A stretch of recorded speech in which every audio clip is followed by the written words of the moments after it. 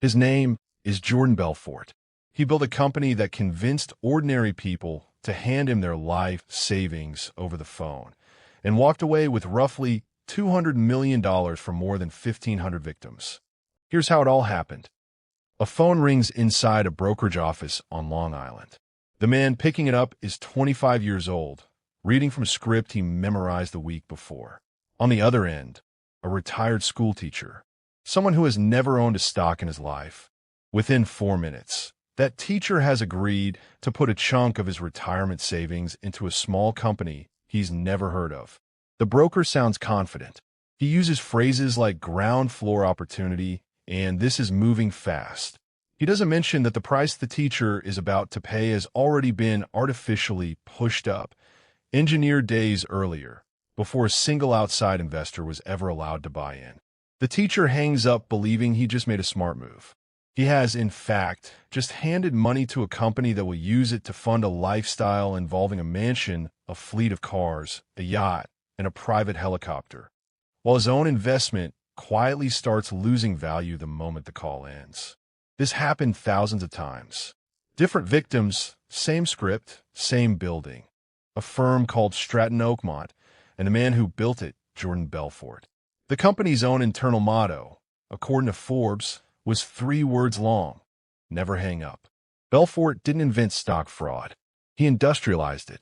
In the late 1980s, he was a broke former door-to-door salesman who'd already watched one business collapse when the firm he worked for went under in the 1987 crash. He landed at a small penny stock firm, the bottom rung of the industry, selling cheap, high-risk shares to unsophisticated buyers.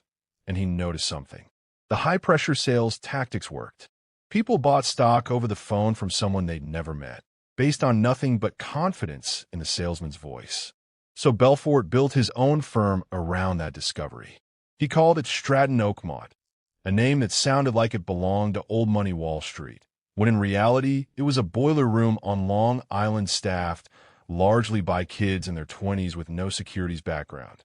By the early 1990s, that boiler room employed over 1,000 people and had pushed more than $1 billion in stock through its phone lines. But volume alone doesn't explain where the money actually came from. Because for Stratton Oakmont to make its brokers and Belfort rich, someone on the other end had to be losing. And that meant the game had to be rigged before the first phone call was ever dialed. Belfort had built a machine that could turn an ordinary phone call into real money on command. But the way that machine actually worked, how he legally and secretly controlled both sides of every trade, is where this story stops being simple sales pressure and becomes outright fraud. If you want to see exactly how he pulled it off, stick around and subscribe to Giant Theft because this is where it gets a lot bigger. Here's the part most people get wrong about Jordan Belfort. They think he just hyped stocks over the phone. The real scheme happened before the phones ever rang. Take Steve Madden. In 1993, Stratton Oakmont took his company public. On the surface, a normal IPO. Underneath, Belfort and his partners had secretly arranged for a group of insiders, including Madden himself, to receive blocks of stock ahead of time. These insiders were called flippers. The arrangement. Once trading opened and Stratton's brokers had spent hours talking outside investors into buying, the flippers would sell their shares back to Stratton at a cheap, prearranged price. Stratton would then resell those same shares to the public at whatever price its brokers had managed to inflate them to. So picture the two sides of that trade. Stratton buys low from an insider who is never at risk. Stratton sells high to a retired teacher who thinks he's getting in early. The gap between those two prices, multiplied across thousands of trades, is where the fortune came from. Regulators later found this same scheme repeated across 22 separate stock offerings, Madden's own company among them. The investors on the losing end almost never knew the price they were paying had been manufactured days before they ever picked up the phone. But even a rigged stock scheme has a ceiling. To turn this into $200 million, Belfort needed volume. Hundreds of brokers, thousands of calls a day, and a sales floor trained to never take no for an answer. That's exactly what Stratton Oakmont became. Less a brokerage, more an assembly line for convincing strangers to hand over their savings. By his late 20s, Jordan Belfort was worth well over $100 million, and he spent it like a man trying to prove something. There was the Long Island Mansion, a fleet of cars that included a customized Lamborghini, a helicopter he sometimes piloted himself, reportedly while under the influence. And there was Nadine, a 167-foot yacht, once owned by Coco Chanel, that Belfort renamed after his wife. In June 1996, that yacht nearly became a headline of its own. Sailing off the coast of Sardinia, Belfort reportedly pushed the crew to continue through worsening weather. What was forecast as a mild 20-knot breeze turned into a 70-knot storm with waves over 10 meters high. The yacht took on water for hours before the Italian Navy finally reached it at dawn. Everyone survived. The yacht didn't. It sank in over 1,000 meters of water and was never recovered. Money moving so fast through Belfort's life that consequences stopped registering. Former colleagues and later reporting described daily drug use inside the Stratton Oakmont offices and underneath the mansion, and the yacht was a problem money can't solve by itself. You cannot legally explain $200 million flowing out of a firm that barely existed a few years earlier. So Belfort turned to an old trick. He set up secret Swiss bank accounts under other people's names.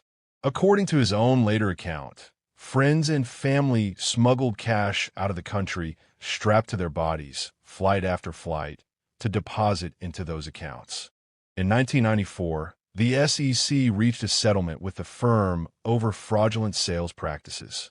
It was a fine, a cost of doing business. Belfort restructured, kept his hand on the firm through associates, and kept growing. But that settlement did something more damaging than any fine.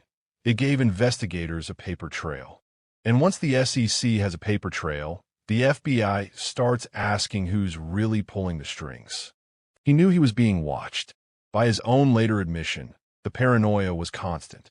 In December 1996, Stratton Oakmont was expelled from a National Association of Securities Dealers. The firm that once employed 1,000 people and moved $1 billion in stock was finished. But shutting down the firm wasn't the goal. Prosecutors wanted Belfort and everyone he could give them. In 1998, the indictment came down: securities fraud, money laundering, conspiracy. The Wolf of Wall Street was now a federal defendant facing the possibility of decades in prison. He had one card left to play. Belfort pleaded guilty in 1999 and immediately began cooperating with the FBI. He wore a wire. He recorded conversations with former partners and associates who had no idea the man they were talking to was now working for the government that had spent years chasing him.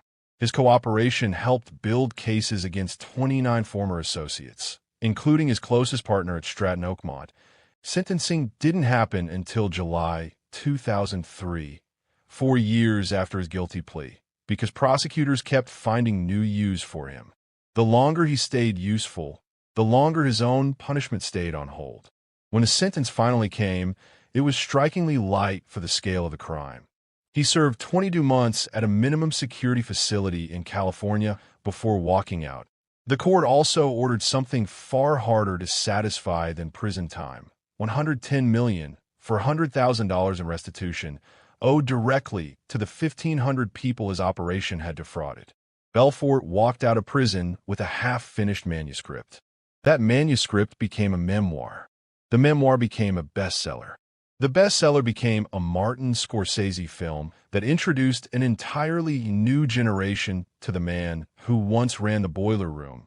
Belfort reinvented himself as a motivational speaker, charging audiences to teach the same persuasion techniques he once used to sell rigged stock, just repackaged as sales training. The yacht is still sitting at the bottom of the Mediterranean. The mansion is long gone, but the story he got to tell about himself, in his own words, turned into one of the most quoted films of the decade, is the one thing that survived everything else he lost. We've covered other massive financial crimes on this channel, and there are more coming every week. Subscribe to Giant Theft, and we'll see you in the next one.